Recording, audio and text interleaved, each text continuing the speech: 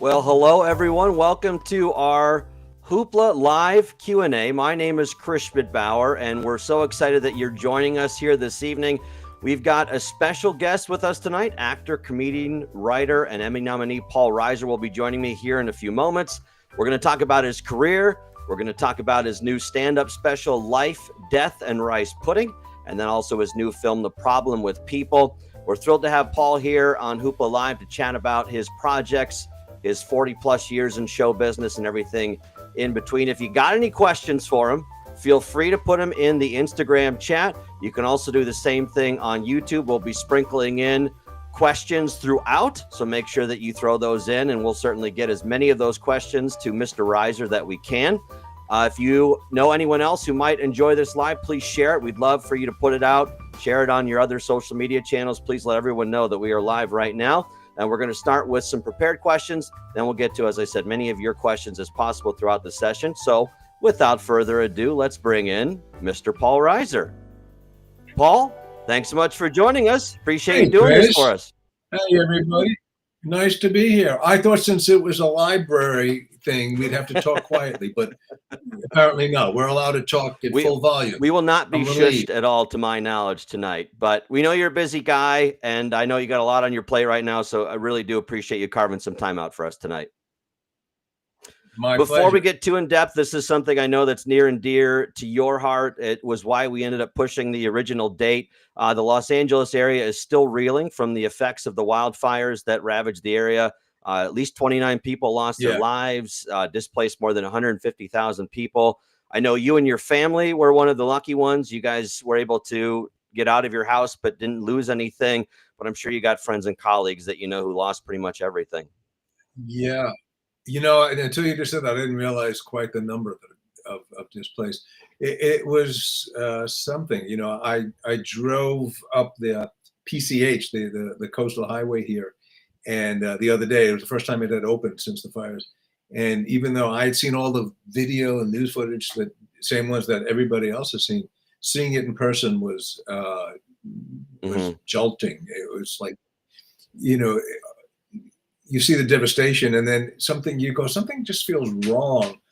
It's like, oh, I'm seeing ocean there. And you used to not see the ocean because there were 100 homes, and the homes are gone. And so it's just, and in each one you see, oh, there's a staircase, there's somebody's chimney. It's like, that's a family. And so it's really been something, and it certainly helps us all hold on and prioritize and know what's important, and hopefully let go of things that are not. Well, you could see the QR code. Please consider donating to the Red Cross by scanning that QR code. It'll take you to redcross.org/donate. And then you have a drop-down menu. Make sure you select California Wildfires 2025 in that drop-down menu to make sure that the relief goes to the wildfires. So again, we'll leave that up for a few more minutes while Paul and I get talking, but please do donate. It's, again, something that I know is, like I said, very near and dear to his heart, and a lot of people that I'm sure friends and family, some of you may be watching, have situations that people, you know, were affected by this. So on a more fun note, I say that we go ahead and start talking about some more enjoyable things. And I wanted to let people know, Paul, that you took so serious for preparing for tonight. You did Rob Lowe's podcast and you did Ted Danson's podcast just to make sure that you were up to snuff when you came on here tonight. Oh, yeah. I wanted to get the kinks out of the system. So when we do the hoopla, we're flying at our highest. Yes. Yeah, I did a whole bunch of, I may be the only person in the show business without his own podcast. And that's what makes me stand out. Well, my first question is, how does a music major from SUNY Binghamton end up deciding, not going to do the music, I'm going to be a comedian instead? Well, I thought, what would be the best way to hurt my parents? And I thought that would do it. No, you know, I was a music major because I played piano since I was a kid, and I got into Binghamton. There was a program that if you had some special skill, like Miss America, I didn't do the bathing suit contest, but I did play the piano. Somehow you got, I don't know, you got in easy or something. So it was it was something that I wanted to do, but I don't think I ever took it as in my head as far as, oh, I'm gonna make a career out of music. So it was just something I did, and I was, I was already on my way, and it just was a natural thing for me to do. But I always loved comedy, and especially in my high school years, I really got into it. And I had a couple of friends. We were like minded, and we were just really into George Carlin and Robert Klein and Richard Pryor and Mel Brooks and Carl Reiner and Bob Newhart. And and we were really students. We really would watch and were meticulous and just enthusiastic. But I didn't know that. I don't know that I even had that thought of Yeah. like, I'll be a comedian. It was sort of like, you're watching a Yankee game and going, well, Right. I'd like to play center field. Well, you're not going to, but you have that fantasy. And I think that was the extent of it. But as it turned out, the time just when I was getting out of high school and into college is when the comedy clubs, certainly in New York, uh, became rose to the forefront, where not only did they have clubs, but you would see people who came out of those clubs would suddenly be on TV. So in the early 70s, late 70s, you see David Brenner and Freddie Prinze and Jimmy Walker. You go, oh, so if you go to those places, that leads to that. But it was, and people find this, they think this is disingenuous, but it's true when I say my goal was just to be a comic. I didn't think I want to use that Sure. as a stepping stone to be an actor. I was in school plays and I did, silly plays, not as a theater. I was never into drama theater, to the comedy, silly comedies, because I liked performing. And it took me a while to realize, oh, I think it's just the funny. I like the funny. And so if it were not for those clubs, I don't know that I would have had the clarity of mind or the drive to forge a career. But once I did that, sort of everything else came from it. So You mentioned your parents. How did they react to that? Because you kind of mentioned all of a sudden they have a situation where you're like, I'd like to play center field for the Yankees. Most parents would laugh and whatever. Did they kind of do the same thing to you when you said that? I think they, isn't that cute? Isn't that cute that he wants to do that? And I think my father had a successful business, and it was always his idea and thought, and mine too, that I would someday go into his business. I mean, it was a sure thing. It was like, here, this is what normal people do. They have a business, and we're very lucky. You could come in and. So I think his idea was, get it out of your system, go play for a year or two, a year, frankly, and then get that out of your system and come to work like a grown up. And the more I did it, the more I found like, oh, I really do like this. And I really will forever regret not following that. So that was really my sort of turning point moments in life, and realizing that I had, it was that I will regret, and having been in the clubs enough to see some people who had started to succeed and really see this is a real thing, from a parent's point of view. And I now see this more from their point of view, because I have kids of my own or in their 20s. You want what's best for your kids. You may not know what's best, but you want them to be happy, you want them to thrive. And so I totally understood, and certainly now understand my father's thing of, why would you do something so uncertain Yeah. and go hang out in clubs and make $7 a week when you have no chance, no reason to think that you'll succeed. Not that you're not good, but it's just a long shot. This is a sure shot. And that moment for me of recognizing, like, yeah, it's not a sure shot at all. But when I explained it to him, I remember having a come to Jesus moment when we sat down and I explained it to him in terms he would understand, which is he started his own business, and it was not a sure thing, 40, 50 years earlier or something, and 40 years maybe.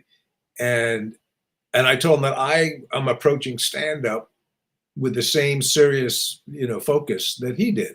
That's like, I'm not expecting to be discovered tomorrow or to be rich and famous tomorrow. It's like, no, I'm just doing this, and I know that it'll take a while. And you know, when your kids go, this is what I have to do, you just go, okay.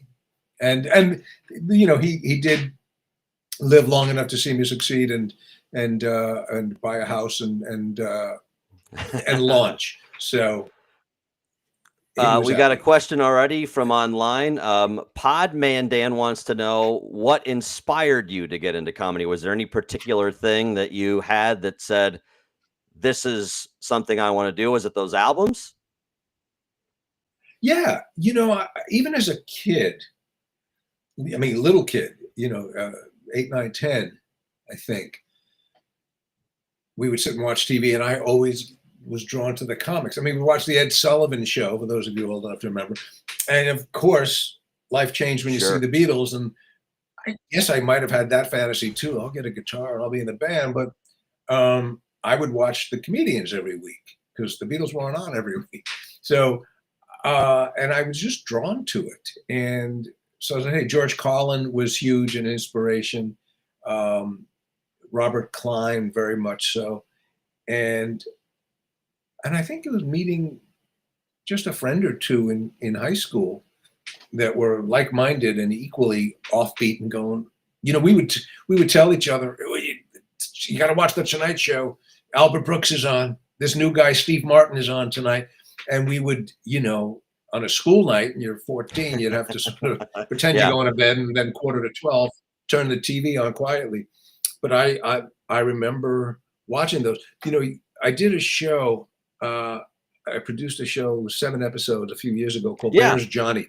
And it takes place I don't know where you can find it now. I got to find out where it is. But it was a fictitious show set at the Johnny Carson Tonight Show, 1972. So we had access to the library, and we would pull up from 1972, 1973. Here's George Carlin. Let's put that little clip in the background. So you'd see actual clips.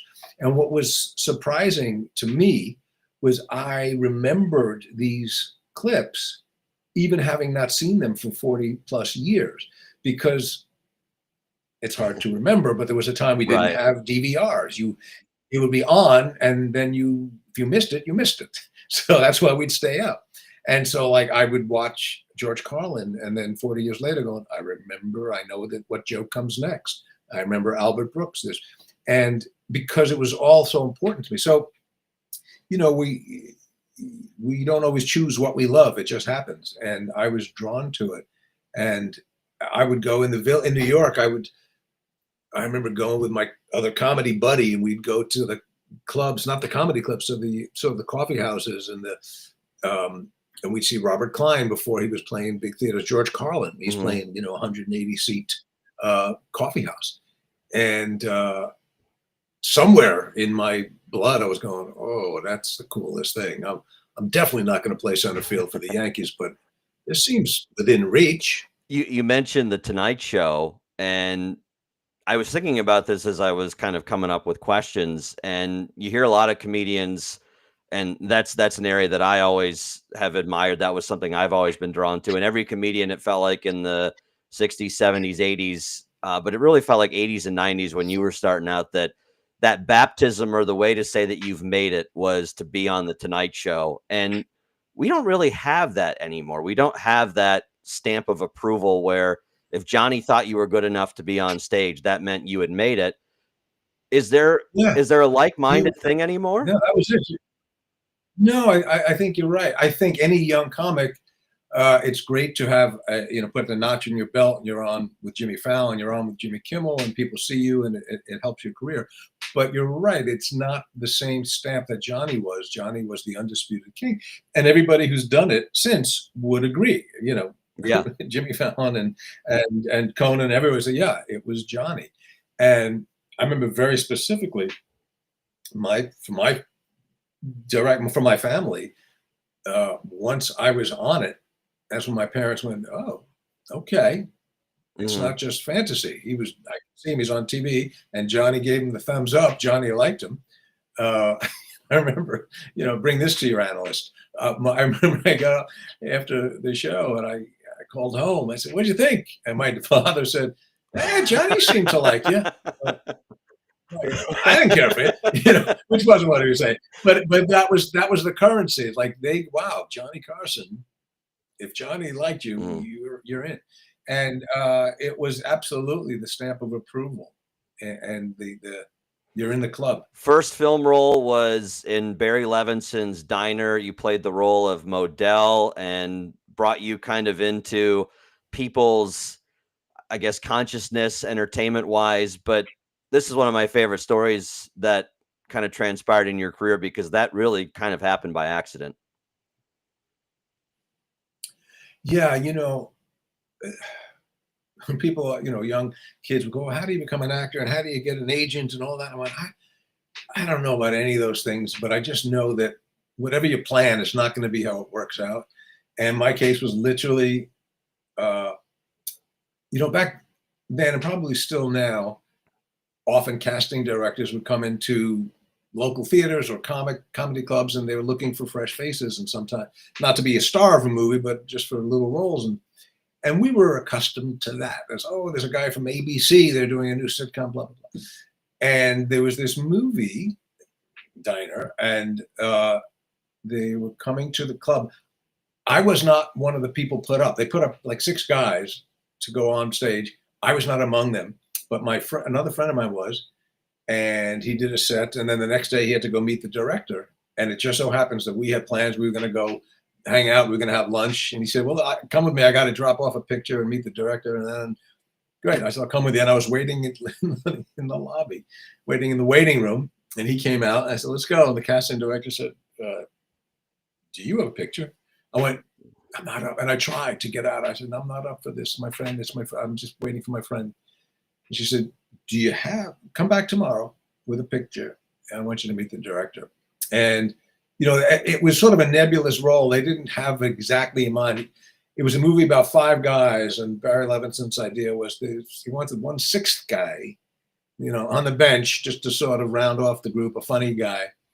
And something in this casting director, Ellen Chenoweth, is who I owe my career to. She just came out, literally saw me, went, I wasn't Yeah. even speaking, she just looked at me and said, "I have a feeling about this guy." And the next day I went and met Barry Levinson, who had never directed a movie. I knew his name because he was one of the writers on Okay. Blazing Saddles, on High Anxiety, and he'd worked with Mel Brooks. So I was aware of him, but he had never done a film. He never directed a movie. And 2 weeks later, I'm in Baltimore making a movie, and I had no lines. There were no lines. He said, "We're going to improvise it." This is one of my favorite showbiz stories.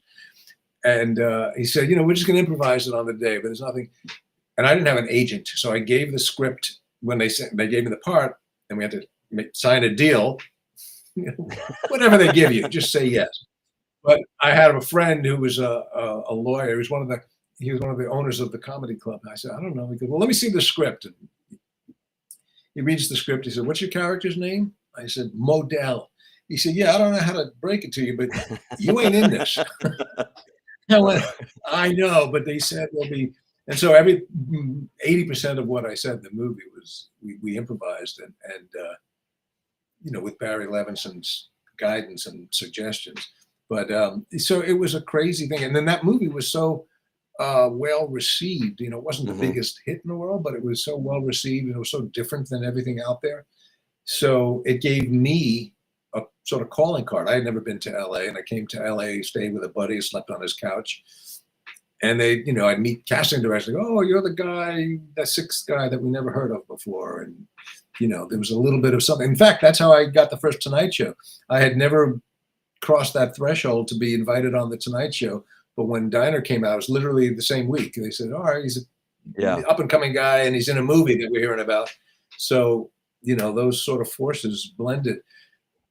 I never could have planned that, never could have expected it. It's just how things work Well, and out. then you get into the Beverly Hills Cop franchise, which again, kind of another area where people recognize you from. And then probably one of my favorite roles, just because it totally came out of left field, was you being cast as Carter Burke in Aliens. And the beauty of that is it allowed you to kind of flex your acting muscle a little bit, which I don't know that was something that you were looking to do, but all of a sudden you've become ingrained as one of those iconic villains in science fiction and in cinema. It's a weird thing. Again, you don't plan any of these things, but when you look back, sometimes you can connect the dots. And because I was in Diner, the director of Beverly Hills Cop saw me and thought, oh, he'd be good for this little role that was literally 2 scenes. And because I was in that, an agent was able to suggest me to Jim Cameron, who had seen Beverly Hills. And I think his thinking was he wanted somebody that you would not suspect, geez, somebody with a bit of lightness and levity that the last thing you're going to think is he's going to be the bad guy, which I don't think that actually worked. I think the minute I showed up, people went, this guy's bad. Something's wrong. It's like the guest star on Star Trek. Well, he'll be dead soon. It's like, what's wrong with this picture? But that was one of those things where I did know that the movie was going to be huge. I had seen Alien and I had seen Terminator. I went, okay, Jim Cameron's pretty darn genius. Alien was brilliant. The script was breathtaking just to read it. It was like it would feel like you were watching a movie. It was written with just language and shorthand that like you were out of breath. I remember putting it down to go, yeah. And I said, well, if I'm lucky enough to be cast, my job is just don't bring the film to a grinding halt. If you can just blend in with the whole movie, you're going to be on for a great ride. And I had no idea. I mean, I knew it'd be great, but I didn't know that it would be watched and referenced for 35, going on 40 years. Yeah, 40 years now. It's been huge. It's been huge. So that was a great lucky break, and certainly not something I ever would have said, gee, can you get me into a movie that takes place in the future? Well, and James Cameron, I think we would all agree, probably should have cast you as Jack in Titanic. That was another James Cameron film that you probably should have been in, but we'll forgive him for that, I suppose.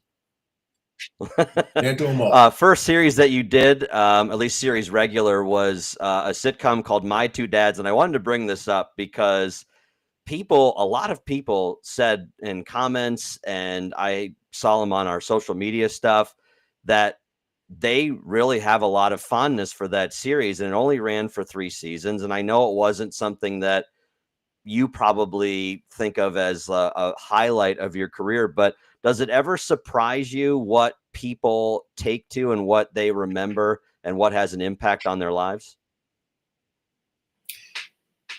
Sure. Because everybody's different. I know I was talking to somebody about this the other day. Sometimes I'll remember something or love a moment or a scene with an actor, and then I'll meet the actor and I'll say, oh boy, that scene, and they have no recollection of it. You don't remember that? That was my favorite scene. I go, oh, I don't remember that. So you never know what speaks to people, and I certainly never judge somebody. At the time, it was not, it wasn't my kind of show. It was, I think in the moment, it's like the opportunity came up. I went, yeah, I could use a job. That would be good. And I didn't really think it would go. I thought, there's a pilot. We'll make a pilot, and that'll be nice, and that'll pay the rent for a couple of months. So I went, oh boy, now I'm in this thing. And it was great people. And everybody was wonderful. It just wasn't.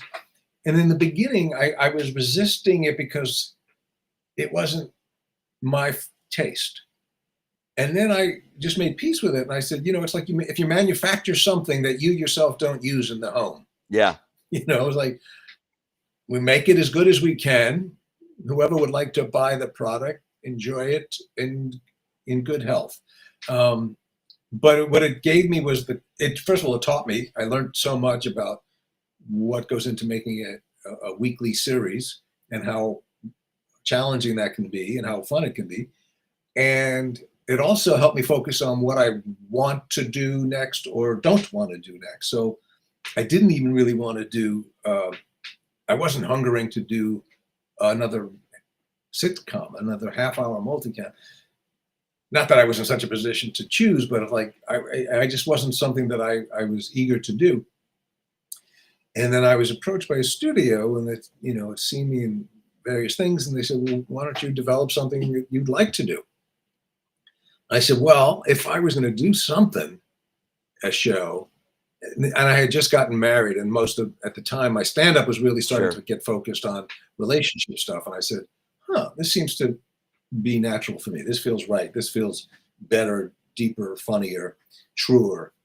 And I said, if I was going to do a show, I said, I'd like it to be kind of like what I'm doing in my stand-up about the ins and outs of an intimate relationship. And they said, well, go write that. And that became Mad About You. And so to me, whatever, My Two Dads was the show where people would say, oh, my 12-year-old daughter loves that, which is great and not to be taken lightly. That's wonderful. But I wanted to do a show that people go, hey, Yeah. that's me, not my kids. That's me and you.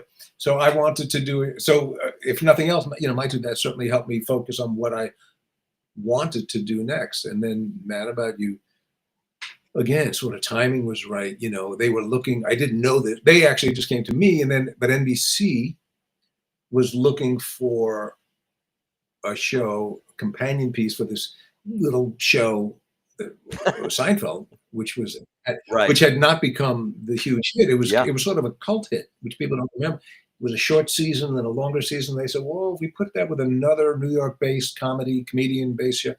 So that was a wonderful moment of timing that they had a need for whatever I had to offer. And, and the magic of, frankly, meeting Helen Hunt, who I met in the midst of writing the show. I was invited to a dinner party where I met Helen.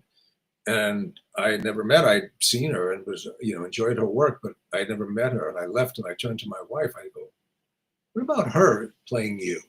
And they don't look anything alike. Right. Very different, but something so engaging. And, for the same reason everybody fell in love with Helen, I fell in love. I'm like, oh gosh, she's really smart and lovely and funny and quirky and offbeat. She's just a little off center. And I said, I think she would be great. And, I don't know that it would have been what it was if I bumped into And that somebody chemistry else. was pretty evident right from the pilot too. I think that's Yeah. one of the things that stands out immediately. Is that something? And I've seen plenty of interviews where celebrities will say, "I knew." Jerry says this a lot when he talks with folks that were cast in Seinfeld. I knew right away that this was going to work. That we were meant to be. Did you know that with Helen right away? Yeah, I did. It's funny, after so many years, it gets harder and harder to Right. imagine anybody else. So that's a piece of it. But no, I did. As I said, upon meeting her, I thought she's so not at all what I was picturing. I was picturing, when I was writing, I had certain actresses in mind, and they all looked like my wife. Helen looks nothing like my wife.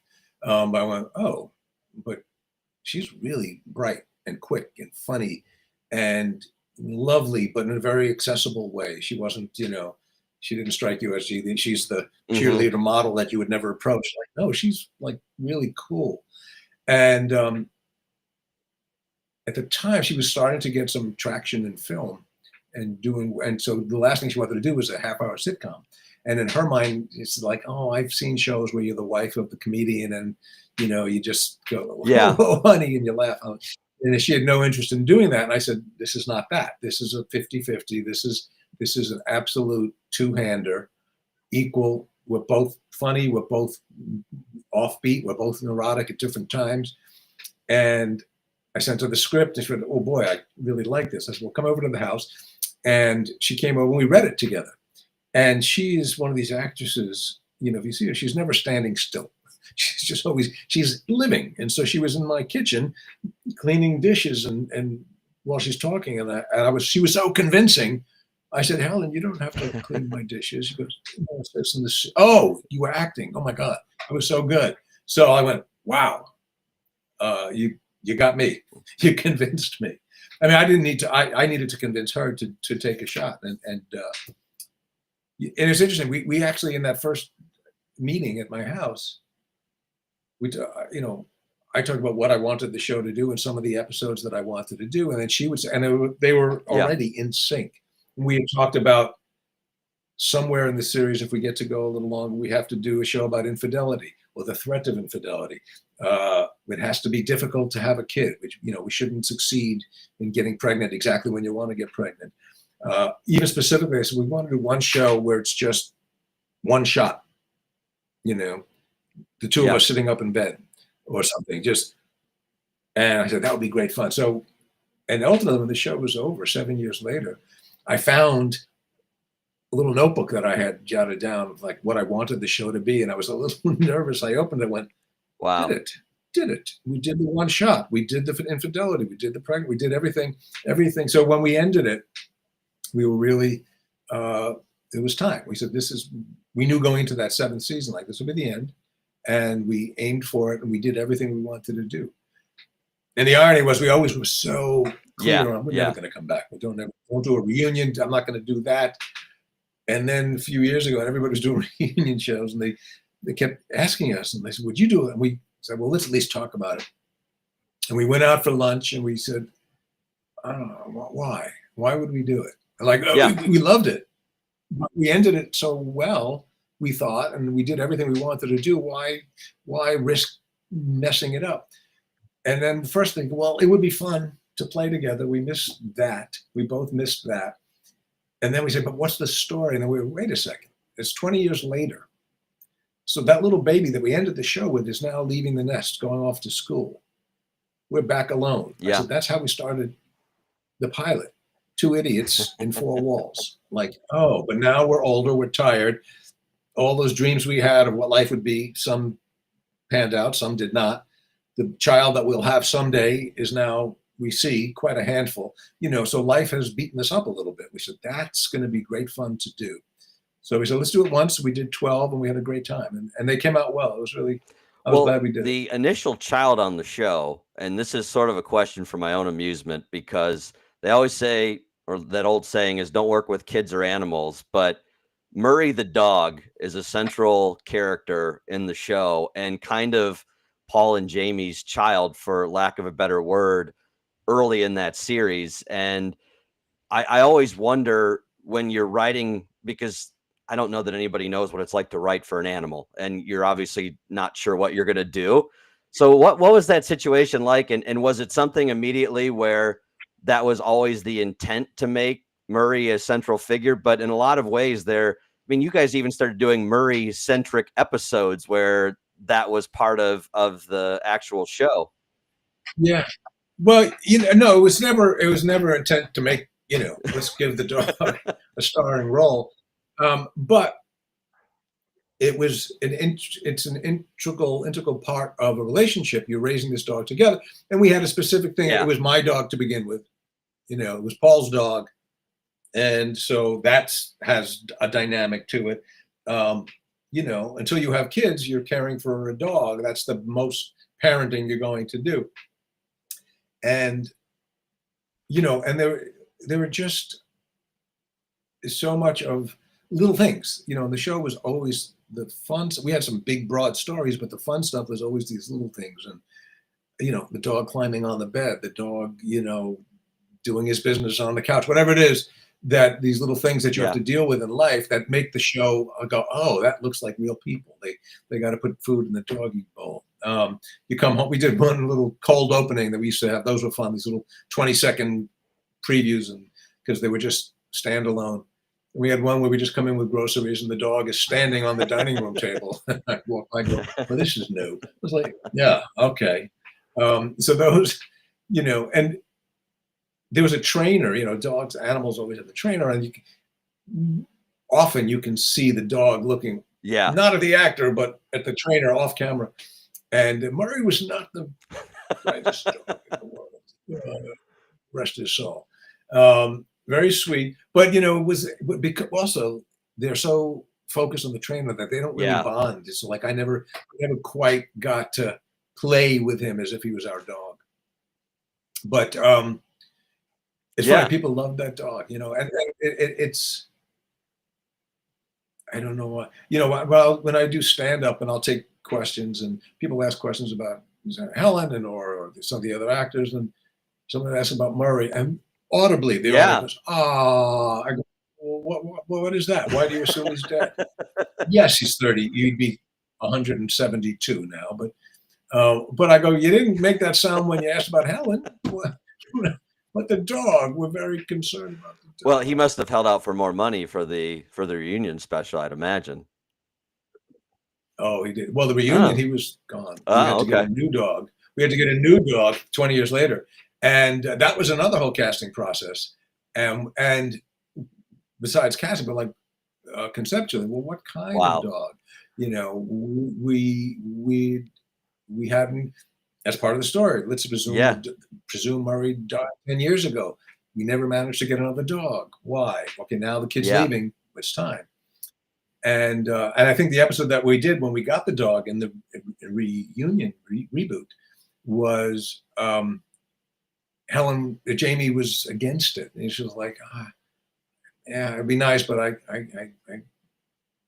none of them are Murray, Yeah. and I miss Murray, and I don't want to get a dog that I love less than Murray. And then somebody kept coming by with dogs, and this one dog, and they said, you're not going to want this dog. This dog doesn't get along with anybody. And then in the story, the dog goes over and just puts her head in Jamie's lap. And it was connected to our child Yeah. is leaving. We need somebody new to take care of, and this will fill that void. So One of the characteristics that's always kind of stood out to me about Helen's character as Jamie on the show is I picked up kind of a thing where Paul doesn't always, the character doesn't always maybe have, like, with reality matches what really is going on. And Jamie is really good about not necessarily telling Paul the truth about certain things, but telling him what he needs to hear in the moment, kind of thing, to make him feel better. And the one that stands out to me is it's the first season when Paul's old girlfriend, and that was one yes, of those yeah, moments where that episode in particular really resonated with me, because I think a lot of times in a marriage, you don't necessarily always say the truth to your spouse. You tell them what they need to hear in the moment because that's what they need. yes.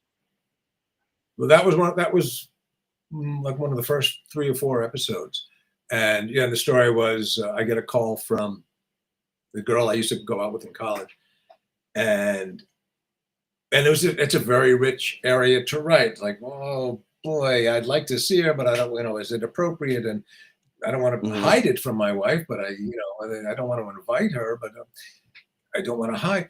And the moment, I mean, I remember when we found that in the writer's room, like, how do we end this? And it's like, whoa, if Jamie gives him the gift of, because the story was like, the poor Yeah. girl was nuts about me in college, and it's going to be tough for her to see now I'm married to such a beautiful woman. And then Jamie meets the girl and says, so you really were stuck on Paul? She goes, oh, hardly. It's like, oh. And her loving gift is, I'm not going to tell Paul that he's wrong. Yeah. Yes, you're right, sweetie. She was heartbroken. It's like, yeah, poor thing. And I'm like, oh, that's funny and really sweet. And that was sort of, and as I say, that was, I think, the Yeah. It's second or very third early. episode. And that was played by Lisa Edelstein, who has since I've done 3 things. I think we've been married 3 times in other shows.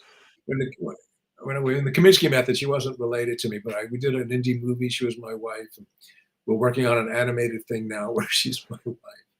It's funny. Dead Brilliant asks, and this is a good segue because there were a lot of great guest stars, and asked, what was it like to work with Mel Brooks? I'm Mad About You, but there were a lot of great guest stars, and I've heard you kind of reference through, but meeting some of your comedy heroes that you mentioned, you guys were able to land them on the Yeah. show. And that has to be just one of those moments where you're probably in awe that this is even going on.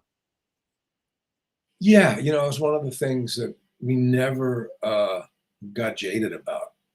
We would pinch ourselves, season 1, like, I think it was like the 12th, somewhere in the first season. So the 12th show or 13th show, something like, we had Jerry Lewis. And went, Jerry Lewis, really? And he comes on our show. And I remember it wasn't a great episode. We didn't have a great script. It was a great episode. It wasn't a great script. We kind of like were so distracted by, like, we have Jerry Lewis. And then, of course, the script goes away. It's like, you have Jerry Lewis. He's just going to do some funny stuff, and just sit back and watch. And you go, yeah, that's good. That's plenty. Yeah. We don't need more entertainment than that. I don't need clever writing. You don't watch Jerry Lewis movies for the writing. It's like, it's Jerry. And, and I think that was early on. And then that sort of gave us a little bit more courage to invite people. And season 3 or 4, I think 3, when we had Mel Brooks and we had this character that it was going to be my uncle. And we were playing with it. So it would be funny if it was like Mel Brooks. Well, you're not going to get Mel Brooks. And he was absolutely my idol. I mean, he was it. And one of the things I loved about Helen is she grew up on the same comedy albums that I did. She could recite Mel Brooks records and Bob Newhart records. And David Steinberg, who was one of our directors, she charmed the pants off him because she would do his albums for him. She was like, wow. So she knew her stuff. So that was another great connective tissue. But anyway, it turns out Mel Brooks his office was on the same studio lot where we shot Mad About You. So we just walked over, Helen and I, unannounced. We just walked over and we got down on our knees and we groveled. And what I remember was that Mel didn't find that wrong. He thought, that's appropriate. Yeah, that's right. We kissed the ring. And we told him we wanted him. And it was ridiculous. I was, like a kid at the circus, but on steroids. It was like staring at the sun. It was too bright. It was too much for me. I couldn't, I would just smile like an idiot and I'd be laughing. And he did about 5 episodes. And the first one, there were very few shots of me because I was so unprofessional. So they would just cut to everybody but me. And God, it was a highlight. And then we had Paul Reiser, we had Sid Caesar. I remember at one point, I was in the office with, and Sid Caesar were going over the script. And who was it? Somebody else. And I was saying, Mel Brooks is online too. And I went, or maybe it was the opposite. I was sitting with Mel and Sid called, and I went, this is the first time since 1958 that somebody's in the office with Mel Brooks and Sid Caesar's calling. We had Carol Burnett, we had Carol O'Connor, and there was a scene we did in a cramped little RV that Carol O'Connor and Carol Burnett played Janie's parents.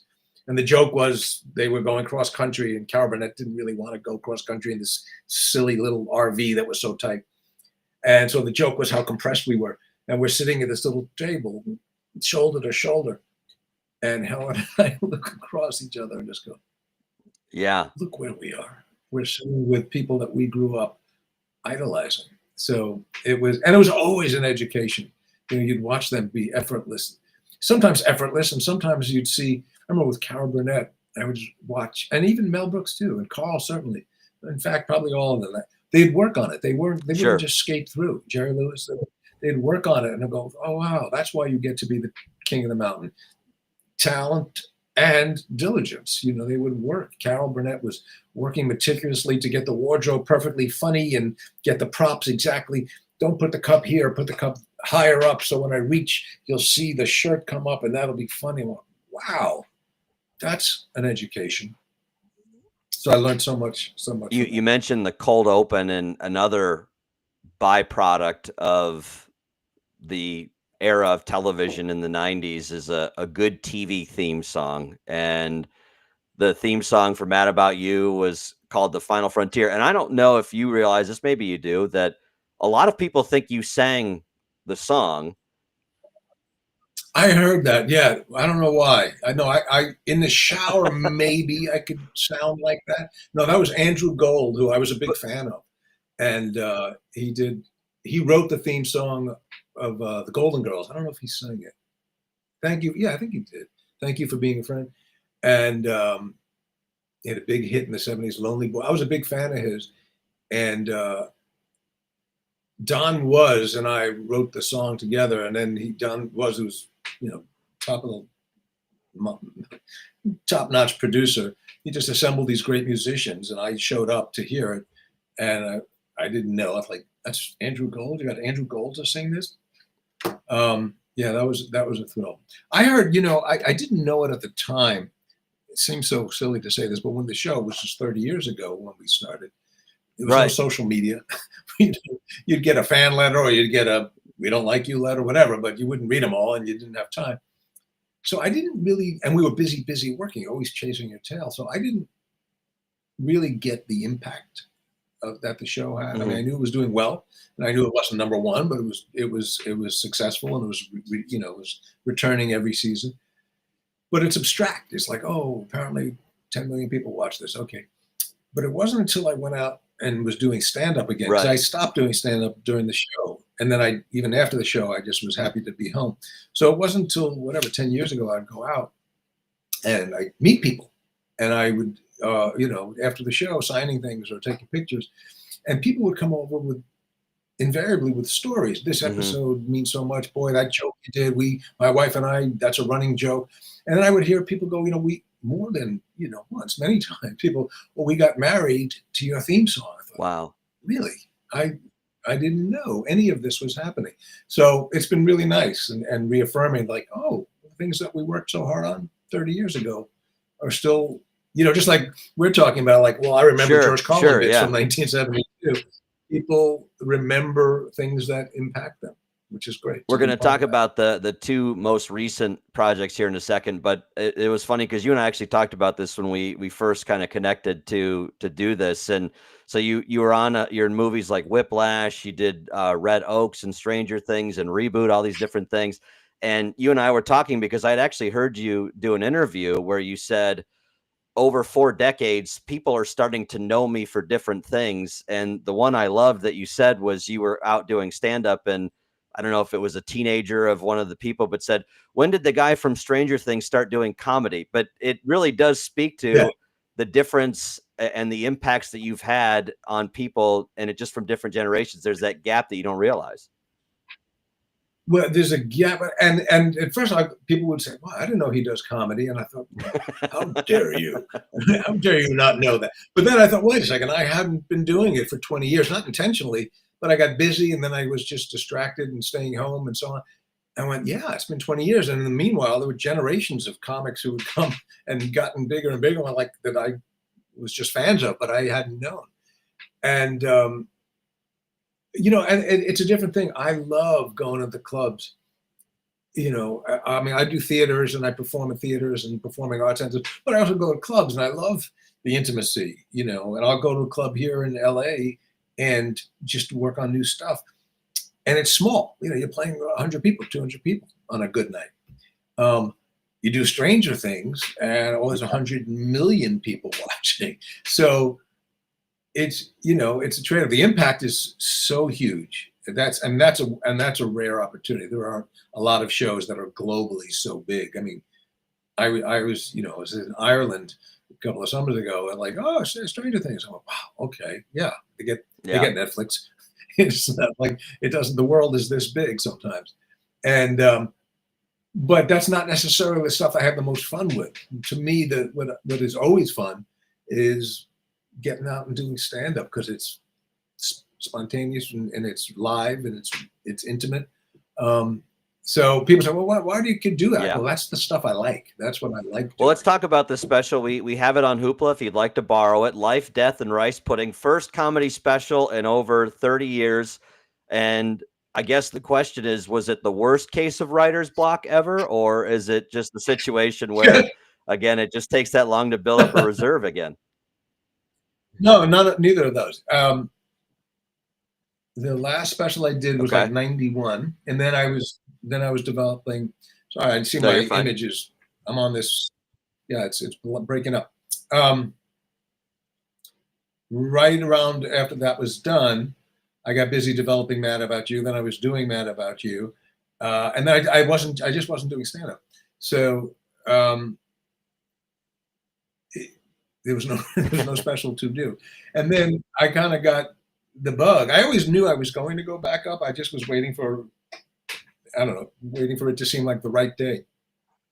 And I realized, well, it's never the right time. You don't always get a notice. It's like, just go do it. So I don't know, 10 years or so ago, I just started going back to the clubs and just working. And I wasn't eager to do a special, to be honest, for a long time. Um, One of the silly reasons is once you do a thing, then everybody knows that material, Yeah. and you got to come up with another hour. And it took me a year or so just to get the muscle back. You just how to do it, but your brain and your body have to get reworked. And so I wasn't eager to do. I was just happy going performing all over the country. But you know, one of the reasons, well, actually, the big reason was what we were just talking about. Some people just Yeah. didn't know that that's what it's one of the things I do and one of the things I love to do. So I said, well, let me, plant my flag. Let's go here. Maybe you won't come to this. Maybe if I don't come to your town, but at least you can see this.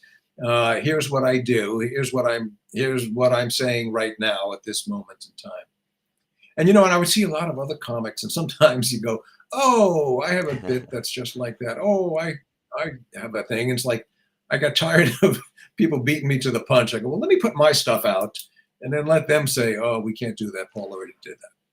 Well, let it be their One of the problem." things about the profession too is I call it an either or profession where you're either funny or you're not funny, and there's no like middle ground in between. There's no you don't get a soft laugh or a chuckle. It's either funny to the audience or it's not. Is that kind of the thrill of when you're testing new material to have it be validated? you know, I used to have a bit about the first guy. You see these cliff divers that jump off these 300-foot cliffs into the water. I went, you got to be good right away. you can't do one jump off and go, okay, you know what? I think I could do better. Like, no, that's too late. You don't get a second chance. You got to be good. Um, it was interesting. As I say, when I went back, I was rusty, and I anticipated that. And I didn't really even know what I was going to talk about, but I had recognition. So I dropped by a club as a surprise, and it was always a lovely applause. Oh, well, we like this guy. We remember this guy. Oh, nice to see you. Which Yeah. lasts 8 seconds, and then they look at you like, "What is it you wanted to say to us?" I'm like, yeah, that's the part I don't have yet. But but I would have 2 minutes of funny stuff, and you just have to jump in the pool and start swimming. And what I loved about it, to be honest, was that it was that simple, not easy, but uncomplicated. You got to think of funny things. You got to write them out and work on them, and then you have to do them night after night after night, and then maybe in a few months Sure. that joke will be ready.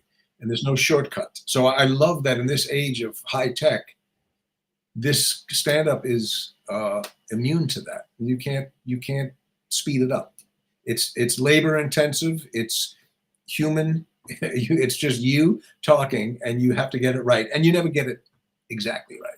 You're always chasing it, and I love that challenge. Aging is a part of this special, and I know that you, with Mad About You, wrote what you know. Your stand up was about what you had experienced. Is it enjoyable to you to kind of use the moments in your life and kind of try and find those funny threads in there to point out? Yeah, it's not only enjoyable; it's a gift. To me, it's a great outlet, because I would joke. People say, Where do you get your material?" And I said, "The truth is, I'm not smart enough to make anything up, so I can only tell you what's happening. I'll tell you what I went through." And the audiences laugh because they're going, "All right, it's not just us. This guy has the same problem." But what they don't know is that it works the other way too. When they laugh, I feel better going, "Okay, so I'm not the only one who's Hmm. struggling with this and that." And it is also what I love about stand up. It's a communal feeling. If you're playing to two people, it's not going to be funny. But when you're assembled and there are hundreds of you, thousands of you laughing together, it's cathartic, and it's a great feeling. So yeah, I'm happy to have the forum to work these problems out. Let's go ahead and now talk about Problem with People, which is the other reason that you're here, and that is also available to borrow on Hoopla as well. So make sure you do that. Um, Talking with or hearing you on other things, but also talking with you, this is something that took a while to develop, but it wasn't for lack of trying, but really the heart of the idea was you really loved the country of Ireland once you visited there. Yeah, I had subconscious. We were talking before, like, well, how did I get drawn to comedy? I don't know. Why do you meet the people that the ones that you marry? I don't know. It just seemed right. So I was always drawn to Ireland, and it's Hmm. naturally beautiful, and you see pictures in those cliffs, which you don't jump off, and it's green and lush, and and I think there's also something about the people. They're really. I was there. My wife and I went in like the early '90s. We went with another couple, and we just like, God, it's beautiful here. And the people were so warm and so funny. And you have a common language, but you do have Sure. to tune your ear because it's a very different music that they listen to, their rhythms. Um, and of course, there's this tradition of literature and storytelling. And what, in a weird way, I realized part of what appealed to me was the sort of melancholy. There's a sadness Hmm. and a long history of struggle and poverty and overcoming obstacles that spoke to me. So I just wanted to go. I wanted to make a movie in Ireland. I kept hoping I'd find one. And in not finding one, I said, all right, I'm just going to write it. And so even that, I batted around for years and never came up with it. And I met a young writer. I went, write this with me. Why don't you, let's just bang heads. And sometimes Sure. you need another partner to play tennis with. You can't just hit off a wall. And we came up with this story that was okay. Now, because the idea was, why would this New Yorker go to Ireland? Can't just be, Hmm. it's pretty.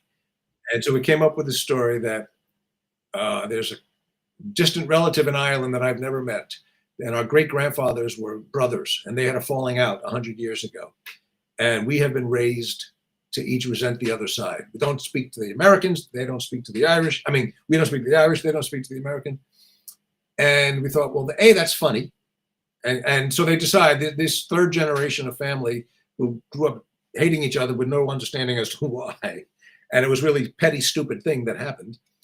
They decide, maybe we can put an end to this. We can't solve the world's problems, but we can maybe fix our family. And I thought, well, that's a really fun thing to write because it's human. It's two people, and the wonderful Colm Meaney, Hmm. who's just a brilliant actor, um, and I knew he would be great. But it also, in a very subtle, ambitious way, is like, well, what is the problem with people? Why is there so much conflict in the world? What we Yeah. all want the same thing, right? Everybody wants, I'd like my children to be safe and prosper. Like, me too. I'd like to not get hit. Me too. I'd like food and a roof. Yes. All right. So we all want the same thing. What is the problem? So I thought this is a really fun way to take the biggest Hmm. problem in the world and see if you can bring it down to two people. And if they can't get it together, well, now you see the problem. And so it's very funny and it's really beautiful, beautiful movie. You just put a camera up in Ireland, it's going to be beautiful. And so I hope people will borrow it. And it didn't have. It was an independent movie. Did not have a big budget. It did not have a big distribution. So it's word of mouth. So I'm going door to door, library to library, and I hope people will. And then, of course, you can tell your friends. You can get it on Hoopla. You can find it other places too. But it was very much the movie I wanted to make, and it came out really well. And the lovely Jane Levy, she was in the Zoe's Extraordinary Playlist and a whole bunch of great movies. Wonderful actress. She plays my daughter, and I wish I had more scenes for her to do. But she's a friend, and she said, "I'll go to Ireland and make this, please." So check it out. And one I of the hope you things do. too, not to give away any of the endings, but there is a nice twist, I guess, as a carrot for people. The central love story in the film, you did a nice job of working Yes, in an unexpected twist to it, yes, which I will say when my wife and I watched it, we absolutely did not see coming and love that was the route that you went because you think it's going to go one way and then you think it's going to go another yeah. and it doesn't go either of those ways. And Well, and when we were writing, that's not something that I had planned. But you start thinking like, well, we can go down this route, and that's what you're going to expect. What's what's another way to go? Um, so anyway, so yeah, no, we don't but want to spoil it for it's people. worth watching because Um, of uh, that. Yeah. yeah, yeah, thank you. Yeah, and it found a lot of success with people going, "Oh, I'm so happy Yeah. that you went where you went, and also that you didn't go where we very much thought you were going to go with this." And Yeah. yeah, for us." It was directed by Chris Cottam, very talented. He was British, not Irish, but British and American. And from the beginning, his sort of mission statement was, this has to ring true for the Irish audience. Like, everybody else will like it or not like it, but we want the Irish audience in Ireland to go, yeah, that sounds right. And one of the things that meant the most to me when Colm Meaney, who in Ireland, I mean, he's like De Niro in Ireland. He's huge. And everybody knows, you've seen him in a million things. He's just a great actor. And I thought, if we're lucky enough to get him, that he's like as Irish as you can be, and just great and funny. And anyway, so he read the script and he responded, wants to talk. I went, oh, great. And one of the first things he said, usually, he said, I read 1 million scripts, American writers writing Ireland, and it's always top of the morning to you and leprechauns and all the, and he goes, you didn't do anything cliche. You made it feel like real people.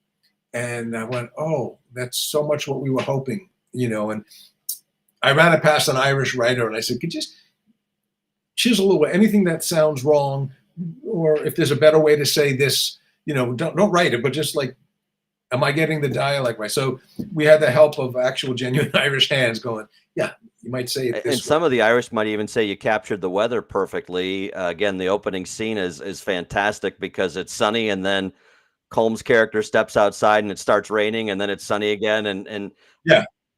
Well, but the funny thing was, that was the opening joke. And we had that from the beginning, like, oh, he sees a rainbow and you think it's going to be beautiful, and he knows better because he grew up there. Like, it's going to turn bad instantly. But the irony, we kept hearing, like, be prepared. You're going to, be rained out a lot. And we had the most beautiful weather. It was sort of a blessed experience. We were there in the summer, and it was just perfect. We had one rain day, and we just moved inside and shot something else. And everybody, the crew was all Irish, and they would say, don't get used to this weather because you won't have it all year. Well, I don't know. Seems to be beautiful again. So everything fell into place, and it was just all the problems that usually come up somehow didn't come up. And we were also dancing across COVID. It's like, you hear so many productions went down because of COVID. And like, I think we shot for 5 weeks, and in the last week, people started to drop. It's like, okay, well, you're going to step in, and like we finished as long as the director and the lead actors could show up, and we just thread the needle and got through. So it, as I say, there was some sort of synchronicity that it all came together. Got a few more questions for you before we hop off, but I know your son was really involved with this. I know you had said that he kind of worked on set, and you have 2 boys, but the younger one has been into the show business thing, and he worked on some of the Carter Burke projects that you've done. Is that kind of neat to see that come full circle, where all of a sudden now, your son, granted it's not stand up, but he's kind of taken after dad a little bit? No, it's absolutely, when we shot the movie, he was 22, he was just shy of 22. And I said, it was a family thing. We found this beautiful house we rented for the summer while we were there, the whole family, and it was right on the Irish Sea, and it was like just beautiful. And then we drive to this beautiful countryside and we shoot the movie. And so my son, I said, you'll be a production assistant. And I said, it's not going to be, I said, you'll get paid, and that'll be nice, and you'll meet pretty girls. But, it's not glamorous, and it's hard work. And I was so taken to see that he really was a hard worker, which I had never seen. I had never had the experience. He never had a job. And to a person, all people would say, oh, your son is really hard working. He'd be the first one there and the last to leave. And so he got a flavor. And like I was saying before, often you do something and it helps you realize what you like doing, what you don't like doing. So he got to experience, it was a great education. He would hang around the camera crew. He would see, what all the menial tasks that you don't see in a movie. It's like, oh, you got to set up the chairs. You have to direct traffic. You have to get the idiot actors out of their trailer and into makeup. Somebody did a clever thing, and they made him my minder. So he'd be the guy assigned to me. He said, well, they need you in makeup. I went, yeah, let me, I just got here. Let me put my feet down. Let me go to the bathroom. He goes, no, Dad, they want you. I went, now I have a choice. I can either say, I said, if you weren't you, I would Yeah. say get lost. I said, but I don't want you to not do your job well. So okay, I'll go into the makeup trailer. And then we did this had this opportunity to do the comic book, and somebody came to me with the idea. What do you think if your character from Aliens, if Burke lived? And I thought that's really funny. And the idea was to do it as a show. But we said, well, let's try it as a comic book first and get a little audience and get a little groundswell. And my son was really into comic books. He really knew his stuff. And I said to the guys who were doing it, I said, I'd love if he could just be a fly on the wall and watch. And so he met with them, and then they would call me. I said, do you know how smart your son is? He's like really great. I went, I think I do. They go, no, he knows. Like I didn't, because I'm not into comic books. They said he is, and they said the breadth of his knowledge, and he just knew all. I can't even come up with the words, but Marvel and DC, and he knew the characters and secondary characters and third characters, and so I would see him writing and like, oh, it's really fun. There's a couple of times where he and I would each submit jokes or lines, for the dialogue, and the producer Adam Goldberg would call me and say, I love you, and I know it's about you, and the show is about your character. Having said that, your son's jokes are funnier. They are. I know. I'm not insulted. I'm honored. So it's been great. It's been great to see. And he is funny. He's really funny. I will say our comic guy on Hoopla, we have a comic section. He was able to find the What If comic and put it up today as well. So I was excited to, yeah. So again, check that out if you're a comic fan. I know you guys put a lot of hard work. I got some potpourri questions, and I got one final question, then we'll let you out. I appreciate you staying a little bit longer. I know that someone asked, where did you perform your first stand-up set at? The first stand-up set was in New York City at the premier comedy club at the time called Catch a Rising Star. It would have been the summer of '74. So that's what, is that 50 years ago? Oh my God. Jesus. It was audition night, and the routine was you go down at like 2 p.m. and you wait online, and at 6 o'clock they'll come out and give you an index card with a number, and that's what number you'll go on. But even if you were number 5, it didn't mean you'd go on 5th, because they put on number 1 and then they put on their regulars, and then, all right, now here's the second auditioner, and here's 3 more really good guys. So number 5, I get number 10. You go on at 1 a.m. and but what I remember most was, I went up and I didn't know enough to know that I wasn't good. Like I thought, I'm pretty good, But I remember I went back to school that summer after having done this one time for 5 minutes. And somebody said, oh, what'd you do this summer? I went, I was a comedian.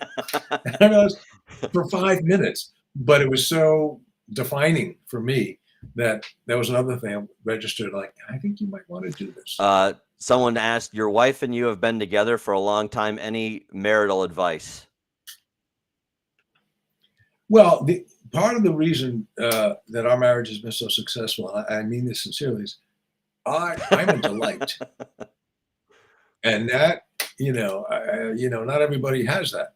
What was mad about you was really based on that principle of it takes a lot of work, and even when you love each other, and even when you're perfectly and not everybody has that. Some people marry for other reasons, or they don't have the depth of connection. I always joke, I have a bit in my act. It was like, I married so well. My wife, she's beautiful and intelligent and successful and independent and kind-hearted and just a great person and a great mother. And still, even checking all those boxes with all of that, 3 out of 5 days, I'm slamming my head against a wall. I think we all have that moment. Yeah. And you have to just take a deep breath and go, all right, let's see if we can figure this out like civilized people, and not run for the hills when you have a bump, because there will be bumps. Looks like Jonathan is coming to see you at Niagara Falls in May. And maybe this is an inside question. He said, can we get that Beatles Trivial Pursuit game going this time? Yes, John. Yes, God bless Jonathan. He writes all the time. I don't know if we will, but I'd be happy to see you at the show. Thank you for coming. Niagara Falls. I think it's on the Okay. Canadian side, not the American side. I don't know if I'm allowed. Are we allowed to go to Canada still? Because it's not a It's state not it's yet, as not far part as of the we know. country quite yet. No, it's not Yeah. interstate. Not to Okay. my knowledge. We've been on for an hour, so who knows what news is broken in that hour that we're not aware of at this point. Yeah. I'm afraid to look.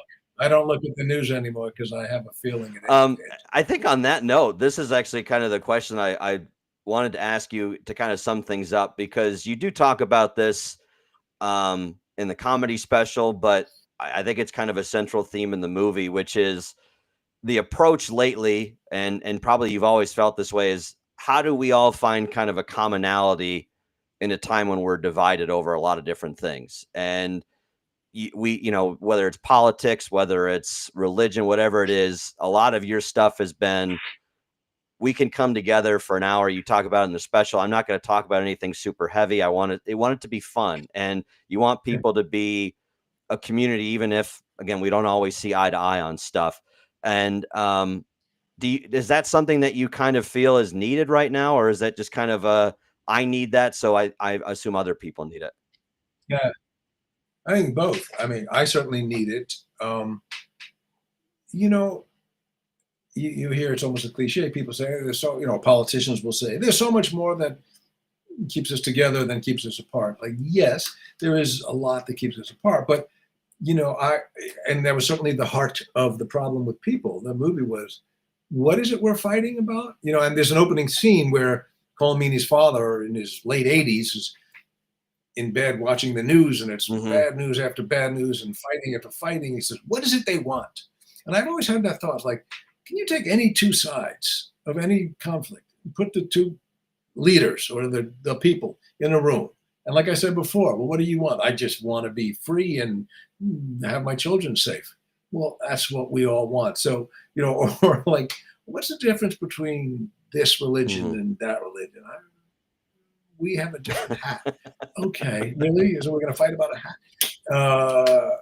So I think, and again, it goes down to micro level to a marriage. It's like, okay, there's a really heated argument. It's like, Yeah. okay, but why? Well, I didn't like when you said that. Like, okay, so maybe that's the problem. I said it. Okay, yeah, maybe I said it indelicately. Let's see if we can find the common thread. And what I love the feeling in stand up is we're all laughing Hmm. at the same thing. And I've been in every corner and pocket of the country, and people say, "Oh, do you change your material?" I go, "No, I'm not that smart that I have 4,700 different routines for different cities." But the reality is, and it gets confirmed every time you go out.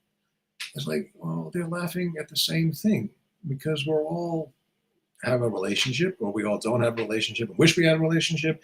We're all getting older and doing well, or we're all getting older and struggling with X, Y, and Z. We all have kids who are this or that.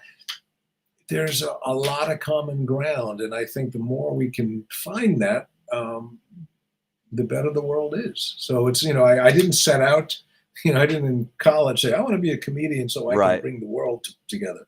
But as you get older, you do start zeroing in on certain truths and observations. So, I hadn't even, I don't know that I had even thought about it. Like, oh yeah, the stand up and the movie, it's really the heart of both of them.